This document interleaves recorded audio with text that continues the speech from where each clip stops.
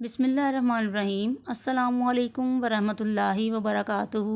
میرے عزیز طلباء و طالبات، میں امید کرتی ہوں آپ سب خیریت سے ہوں گے۔ بیٹا آج ہم پڑھیں گے نظم نعت کا مرکزی خیال۔ سب سے پہلے میں آپ کو مرکزی خیال کے بارے میں بتاتی چلوں۔ جب کوئی شاعر یا مصنف جس تصور کو بنیاد بنا کر نظم یا کہانی لکھتا ہے تو اس تصور کو ہم مرکزی خیال کہتے ہیں۔ یعنی شاعر کا بیان کرنے کا مقصد کیا ہے، مرکزی خیال میں یہ چیز بتائی جاتی ہے۔ بیٹا اب ہم مرکزی خیال پڑھیں گے۔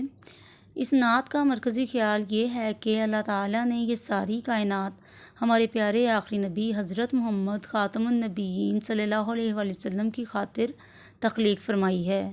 آپ صلی اللہ علیہ وآلہ وسلم نے ساری دنیا کو ہدایت کا راستہ دکھایا اور لوگوں کو گمراہی کے اندھیروں سے نکال کر نیکی اور بلائی کے راستے پر چلایا۔ حضور صلی اللہ علیہ وآلہ وسلم کے نام مبارک سے ہی یہ دنیا روشن و منور ہے۔ میں امید کرتی ہوں کہ عزیز طلباء و طالبات آپ کو نعت کا مرکزی خیال اچھے طریقے سے سمجھ آ چکا ہوگا۔ تمام طلباء اس کو کاپی پر لکھیں اور ذہن نشین کریں۔ شکریہ۔ اوکے اسٹوڈنٹس، اللہ حافظ، فی امان اللہ۔